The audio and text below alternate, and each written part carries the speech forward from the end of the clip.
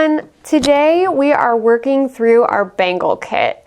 So this kit is awesome. It comes with everything that you need to make 4 bangles. We've got one with patterned wire, one with half round, and then we've got some plain wire that you can texture or have some fun with. So we've got that heart patterned wire. We've got half round wire. We've got some plain round wire in 16 gauge. And we also have some hard solder and some fun little Halstead Post-it notes so that you can take notes. Now we're going to talk about the tools that you're going to need to complete these bangles. The first thing that you'll probably need is a jeweler saw or a pair of snips or cutters, and this is going to be used to cut your material to length. You're going to need a bracelet mandrel of some sort. If you don't have one of these steel mandrels, you can find anything in your house that's pretty sturdy and round to help form your bangle around. You can use a pipe or something like that, but the mandrels are a really nice option because they're perfectly round and they're super sturdy. You're going to need a rawhide mallet or a plastic mallet to form your bangle without marring it. Some texturing hammers if you decide to add a texture to your bangles. And for the soldering portion, we're going to need a soldering surface of some sort, whatever your preference is, a solder pick, some tweezers, some flux, a torch of your preference, and whatever solder you would like. The kit comes with hard solder, but if you prefer medium or easy or have those on hand, you can absolutely use those instead. So let's get started. We're going to start with the basics of bangles. So I'm going to start with a half round wire as our first one. And the thing that you need to think about with bangles, most importantly, is the sizing. Bangles work a little bit differently than your traditional bracelet with a clasp because they have to slide over your hand. So that means that they have to be a little bit bigger than you might normally think because they've got to fit over that hand.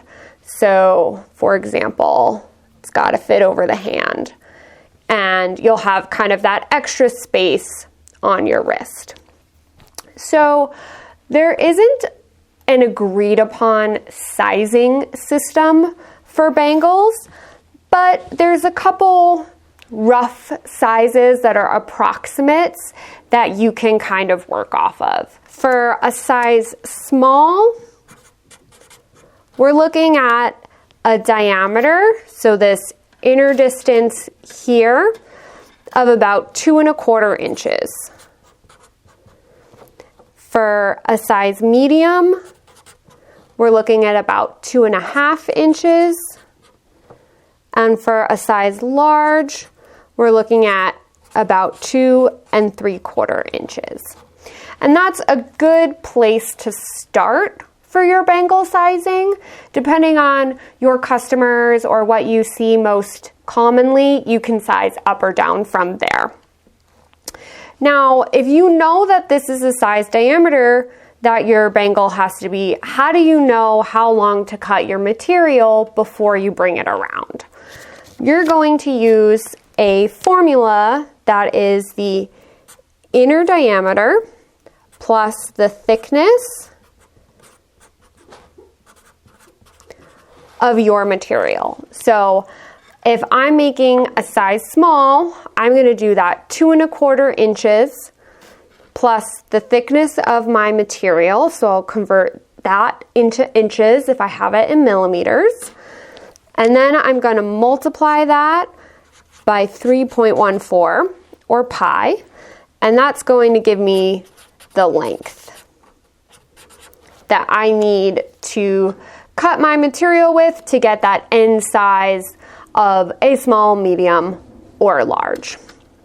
All right, so I've already done the math for you for this half round wire to get a size medium, and I know that that's going to be 8 inches in length. So the first thing that I want to do is I want to take one end of my wire and make sure that it's nice and square.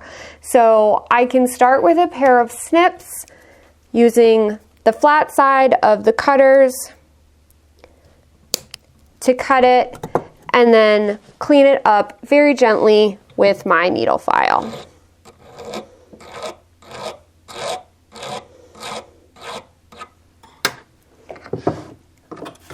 And now that I've got one end that's super nice and square, I'm going to measure out my length. So like I said, that's going to be 8 inches. I'll mark it, snip, and file.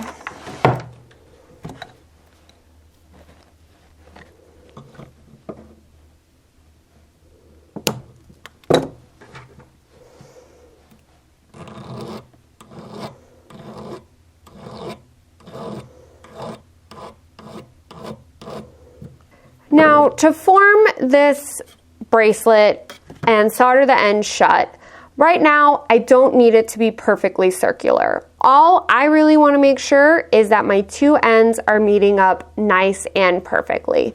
So right now my wire's pretty soft, so I'm just going to form that with my fingers so that I get that nice even joint. You want as little amount of gap as possible. And you can just finagle that with your fingers till you get a little bit of tension on that joint and they meet up nice and clean. All right, so that looks pretty good. And I'm going to bring my solder surface over here. And I'm just working on a honeycomb block. I'm going to flux my joint.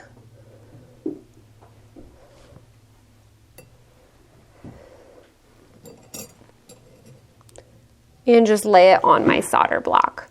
The next thing I'm going to do is prepare my solder. The kit comes with wire solder, so I'm just going to take my snips and cut a couple very small pieces and lay them out on my solder block here. Always put out more solder than you think you're going to need, just in case. And because my wire is pretty thin, I'm working with a fairly small torch head. I don't need a lot of fire or heat to get this up to temperature to solder.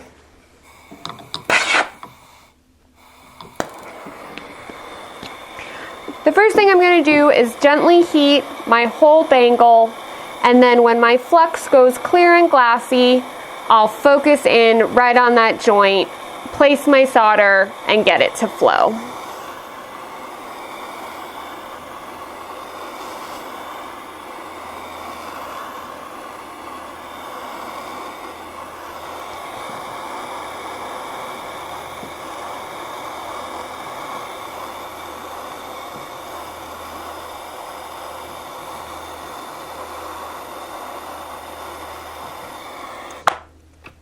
And there we go. Because our wire is fairly thin, that solder is going to flow fairly quickly. I'm going to quench and pickle this, and then we'll form it together. Okay, so I've pulled our bangle out from the pickle. It's nice and clean. Now is when I would take a minute to clean up any excess solder that I might have at my joint, and I'm just doing that gently with my needle file. Check the inside of your seam too. That looks pretty good. And so now we're going to round this out. So I'm going to put it on my steel mandrel, and I'm going to push it down as far as I can with my fingers first. But I notice that I still have some areas that aren't touching my mandrel. So I'm going to take my rawhide mallet or my plastic mallet and just tap it around and tap down all of those places. And I know that this hammer isn't going to mark up my metal. And I'm just hitting it super gently and slowly rotating to make sure that I get all parts of the bangle. A lot of times I'll take it and flip that bracelet over just because our mandrel is tapered, that if we were working with a wider piece of stock, it could affect that. This helps keep it even. And we're done. We've got our perfectly round size medium bangle. And so now you take the time to finish that however you want, whether you want to give it a satin finish or a high polish. If you are using your patterned wire, you're going to move through the same steps that we did for our first bangle, but we're going to be aware of where we're cutting that wire so that we have a nice pattern matchup when they come back together. If you're working with that 16 gauge wire that came in with the kit, this is a great opportunity to play around with some textures. The two bangles that I've created, one has kind of a gentle flat hammer texture and one has this more linear texture. There's two ways that you can texture that wire. You can texture it beforehand.